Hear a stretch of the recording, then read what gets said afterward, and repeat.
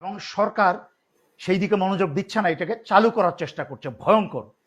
ওগুলা কিন্তু ভারতের পক্ষের কাজ, প্রজেক্ট, সমস্ত প্রজেক্ট এই মুহূর্তে বন্ধ করে সেই টাকাগুলা সেই ট্রান্সশিপমেন্ট, বাংলাদেশের নিজস্ব ট্রান্সশিপমেন্ট অবকাঠামো তৈরি করার জন্য আগামীকালকে থেকেই কাজ শুরু করার জন্য আমি অনুরোধ করছি। এই ভারতীয়, বাংলাদেশে যে পরিমাণ ভারতীয় আছে, এদেরকে যদি আগামীকালকে লাথি মেরে বিদায় করা হয়, তাহলে যেই পরিমাণ অর্থ এবং কর্মসংস্থান সাশ্রয় হবে, তা দিয়ে কিন্তু ট্রান্সশিপমেন্টের বিরাট বড় ক্ষতিপূরণ হয়ে যাবে ইনশাল্লাহ। যাদেরকে 25-26 বছর বয়স, এদেরকে যে 36 বছর 46 বছর বয়সে ফাঁসি দিবে না তার কি নিশ্চয়তা আছে? তার জন্য বাংলাদেশে আমূল পরিবর্তন আনতে হবে। বাংলাদেশিদেরকে মনে রাখতে হবে, আমিও চাচ্ছি প্রফেসর মোহাম্মদ ইউনূস ক্ষমতায় থাকুক আরো 5টা বছর, সংস্কার করে তারপরে বাংলাদেশের কোনো ক্ষতি হবে না, এই কথাটা হচ্ছে ভুল। আমাদেরকে সবসময় মনে রাখতে হবে, সত্য যেটা সেটা জেনে যদি আমরা পদক্ষেপ নেই, তাহলে সেই পদক্ষেপগুলা কিন্তু শক্তিশালী এবং সঠিক হবে। কিন্তু আমরা যদি মিথ্যা প্রচার করে আমরা কোনো পদক্ষেপ নেই, কারণ মনে রাখতে হবে এই সরকার কিন্তু 1500 না, শুধু 2000 জীবনের রক্তের বিনিময়ের সরকার, 20,000 বা তার চেয়ে বেশি ছাত্র জনতার অঙ্গহানির সরকার, এবং বাংলাদেশের এত বছর মানুষের এত বছরের যে আত্মাহুতি, নির্যাতন এবং অত্যাচার সহ্য করেছে, তারপরে যে 16 বছর পরে বিস্ফোরণ হয়েছে, সেই বিস্ফোরণের সুফল হচ্ছে এই সরকার। সুতরাং সরকারকে মনে রাখতে হবে, জনগণের কাছে সকল কথা পরিষ্কার করে ব্যাখ্যা করে জনগণকে সাথে নিয়েই কাজগুলো করতে হবে। জনগণকে আড়ালে রেখে, জনগণকে জ্ঞানের অন্ধকারে রেখে কোনো সিদ্ধান্ত নিয়ে কিন্তু খুব একটা বেশি আগে বাড়া যাবে না। তাই বলছি যে এই সিদ্ধান্তে ট্রান্সশিপমেন্ট বন্ধ করার কারণে বাংলাদেশের ক্ষতি হয়েছে, এটা হাসিনা জানতো। পরিকল্পিত ক্ষতির ব্যবস্থাটা হাসিনা করে রেখেছিল। গত 16 বছর হাসিনা বাংলাদেশের যেসব উন্নয়নের প্রয়োজন ছিল না, সেই অপ্রয়োজনীয় উন্নয়নগুলা করেছে। যেই উন্নয়নগুলো প্রয়োজন ছিল তার মাঝখানে বাংলাদেশের ভিতরে এই আন্তর্জাতিক শিপমেন্টের জন্য যেই সব কাঠামো তৈরি করা প্রয়োজন ছিল সেগুলো করে নাই, ভারতের নির্দেশেই করে নাই। সেই কাঠামোগুলো হাসিনা না করে ভাবার জন্য অন্যান্য উন্নয়ন, তথাকথিত উন্নয়ন করেছে। পদ্মা সেতু, ওই কর্ণফুলীর টানেল, এগুলো হচ্ছে ভারতকে ওই তাদের 7 সিস্টারে যাতায়াতের ব্যবস্থা করে দেওয়ার জন্য বাংলাদেশিদের টাকা ব্যবহার করে ভারতের জন্য এইসব অপ্রয়োজনীয় অবকাঠামো তৈরি করে দিয়েছে। বাংলাদেশিদের কাজে আসবে, কিছু কাজে আসছে, বাট জাতীয় স্বার্থে যেইভাবে যতটুকু কাজে আসার কথা সেইটুকু কাজে আসছে না এখনো, এবং আরো সময় লাগবে। তবে এই অপ্রয়োজনীয় উন্নয়নগুলা না করে যদি প্রয়োজনীয় অবকাঠামোগুলো তৈরি করত, যে ভারতে ট্রান্সশিপমেন্টগুলো ভারতের বিমানবন্দরে গিয়ে বিদেশের বিভিন্ন পশ্চিমা দেশে যেই সব গার্মেন্টস এবং অন্যান্য দ্রব্যাদি বাংলাদেশ পাঠাতো, 16 বছর ধরে যদি এই পদক্ষেপগুলা ভারতের কথায় যদি হাসিনা না শুনে যদি এইসব গুরুত্বপূর্ণ পদক্ষেপ নিত, অবকাঠামো, বিমানবন্দর এবং অন্যান্য গুরুত্বপূর্ণ অবকাঠামো তৈরি করত, তাহলে কিন্তু আজকের থেকে 10 থেকে 12 বছর আগে কমসে কম বাংলাদেশে নিজস্ব ট্রান্সশিপমেন্টের ব্যবস্থা থাকতো। কিন্তু ভারত এবং হাসিনা ইচ্ছা করে এটা করে নাই, এই দিনের জন্য করে নাই যেন এইটাকে ভারত ট্রাম্প কার্ড হিসাবে, ওই যে সেটাকে হিসাবে ব্যবহার করতে পারে। সুতরাং আমি প্রফেসর মোহাম্মদ ইউনূস সরকারকে অনুরোধ করব, এবং যারা এই সংক্রান্ত দায়িত্বে আছেন ওনাদেরকে অনুরোধ করব, এবং যারা উপদেষ্টা শুনছেন, আমি আপনাদের কোনো ক্ষমতা চাই না, কোনো উপদেষ্টা আমার কোনো কিছু হওয়ার শখ কোনোদিন ছিল না, চাইও না, আমাকে সেদে দিলেও আমি দিব না।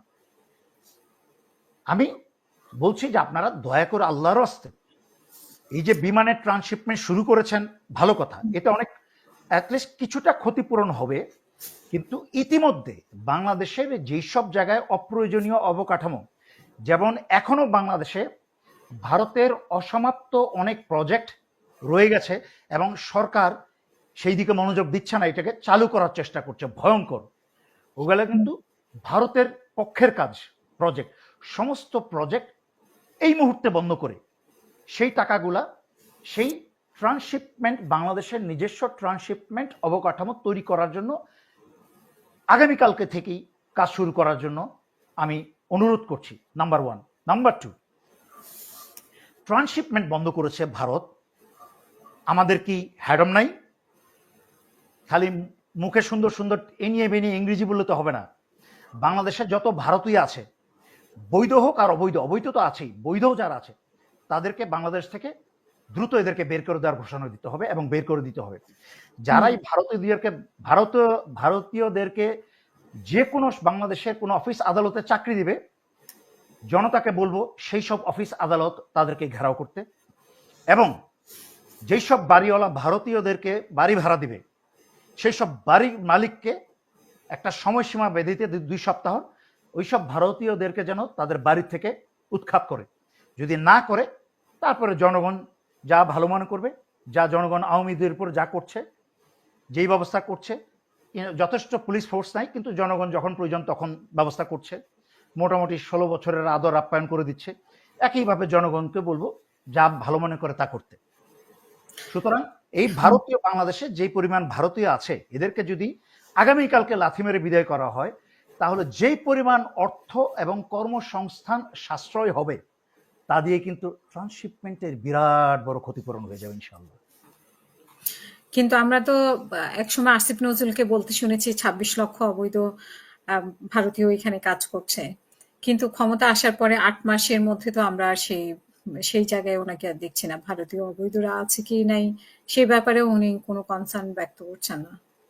আচ্ছা, আমি সবার আগে আসিফ নজরুল সম্পর্কে সমালোচনা আমি করেছি, তারপরে সাংবাদিক ইলিয়াস কিন্তু তার সম্পর্কে মোটামুটি তাকে ন্যাংটা করে দিয়েছে, আর কোনো কিছু বলার বাকি রাখে নেই। সুতরাং আমি এখানে নতুন করে বলার কিছু নাই যে আসিফ নজরুল সারা জীবনেই সে একটা ধান্দাবাজ ছিল, এবং তাহলে কি এখন ক্ষমতায় এসে কি উনি তাদেরকে সেভ করছে? না না, ক্ষমতায় এসে কি, সে তো ক্ষমতাটাকে, বিপ্লবটাকে তো হাইজ্যাক করেছে, ভারতের পক্ষ হয়ে বিপ্লবটাকে তো হাইজ্যাক করেছে সে।